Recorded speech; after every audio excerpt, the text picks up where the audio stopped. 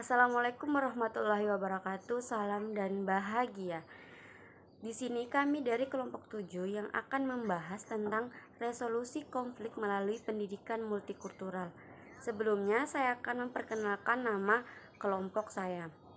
Pemateri pertama yaitu Ruth Marliana, NIM 2019-015334. Pemateri kedua Aisyah Fadila, NIM 2019-015348. Pemateri ketiga Arifia Mindora, NIM 2019-015370. Pemateri keempat Trien Mulyani Saragi, NIM 2019-015370. Dan pemateri kelima yaitu Itau Triyulianti, NIM 2019-015361.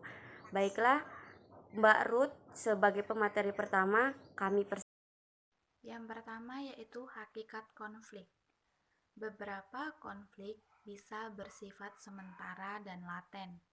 Namun, keduanya mempunyai konsekuensi yang sama, yaitu yang pertama, apabila konflik dapat diselesaikan secara damai dan tuntas, pasti tidak akan menimbulkan dampak ikutan. Yang kedua yaitu apabila konflik tidak dapat diselesaikan secara damai dan tuntas, akan ditindaklanjuti dengan tindakan secara terbuka melalui perseteruan, tawuran, atau peperangan. Selanjutnya yaitu pengertian resolusi konflik adalah suatu proses pemecahan masalah yang kooperatif, efektif di mana konflik adalah masalah bersama yang harus diselesaikan secara kooperatif. Resolusi konflik adalah kerangka kerja intelektual umum untuk memahami apa yang terjadi di dalam konflik dan bagaimana melakukan intervensi di dalamnya. Kehidupan multikultural manusia merupakan potensi konflik dalam berbagai hal, baik antara individu maupun antar kelompok, sebagai akibat dari adanya perbedaan perspektif, kepentingan, dan tujuan di antara mereka.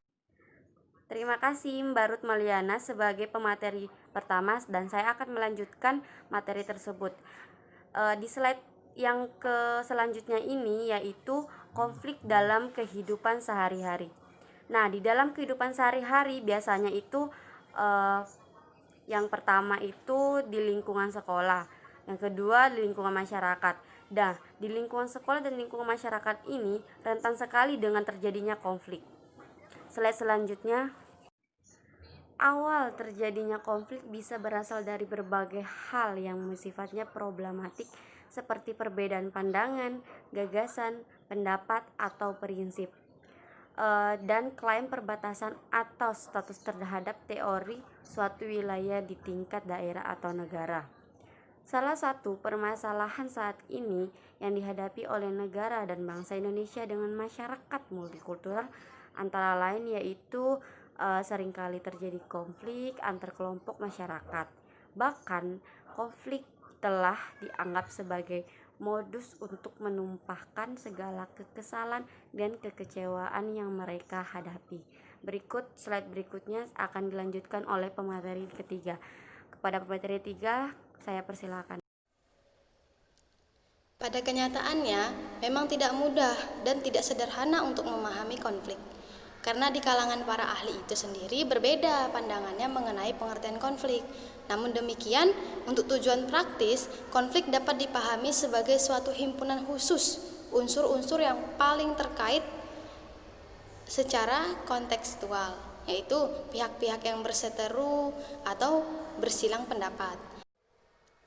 Konflik dirumuskan oleh para ahli, yaitu Barton pada tahun 2002 mendefinisikan bahwa konflik as a situation in which actors use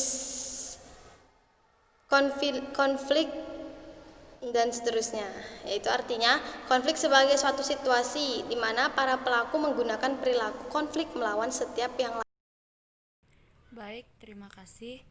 Selanjutnya, saya akan membacakan definisi konflik. Bartos menunjukkan bahwa dalam konflik menyangkut sekurang-kurangnya 4 perselisihan, yaitu yang pertama, pelaku, yang kedua, perilaku atau tindakan konflik, yang ketiga, tujuan yang tidak selaras, yang keempat, perbuatan yang tidak menyenangkan. Selanjutnya, menanggapi konflik. Pihak yang bisa menanggapi konflik adalah barang siapa yang telah memiliki pengalaman dan atau pernah terlibat dalam konflik. Hal yang penting untuk dilakukan dalam menanggapi konflik adalah mencari tentang apa yang menjadi sumber nyata dari ancaman yang kita persepsikan sebagai konflik dengan memahami pemikiran semua pihak-pihak yang terlibat dalam konflik dan memberikan tanggapan terhadap perasaan yang timbul sebagai dampak dari peristiwa konflik. Webneberhan tahun 1908 mengatakan bahwa we have emotional, cognitive, dan physical response to conflict. Kita memiliki tanggapan emosional, kognitif, fisikal terhadap konflik. Apa yang dimaksud oleh Webneberhan diuraikan secara rinci berikut ini. Yang pertama, emotional response, yang kedua, cognitive response, yang ketiga, physical response.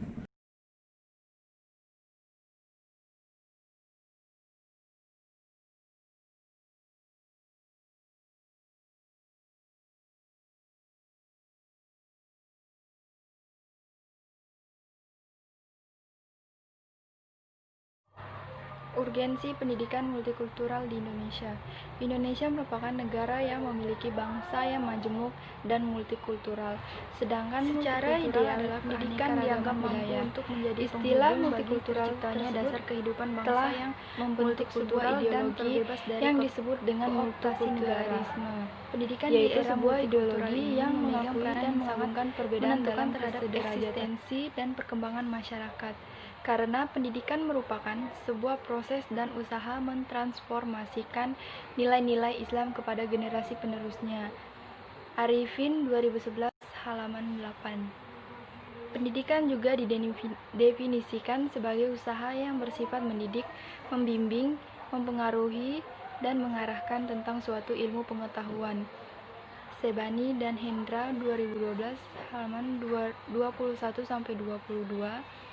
Pendidikan juga diartikan sebagai usaha dalam pergaulan anak untuk mengembangkan perkembangan jasmani dan rohani ke arah kedewasaan. Purwanto 2011 disandingkan dengan multikultur.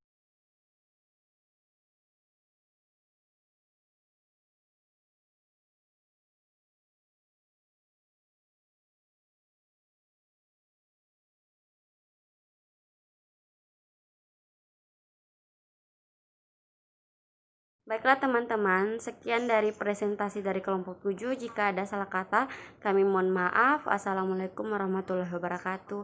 Salam dan bahagia.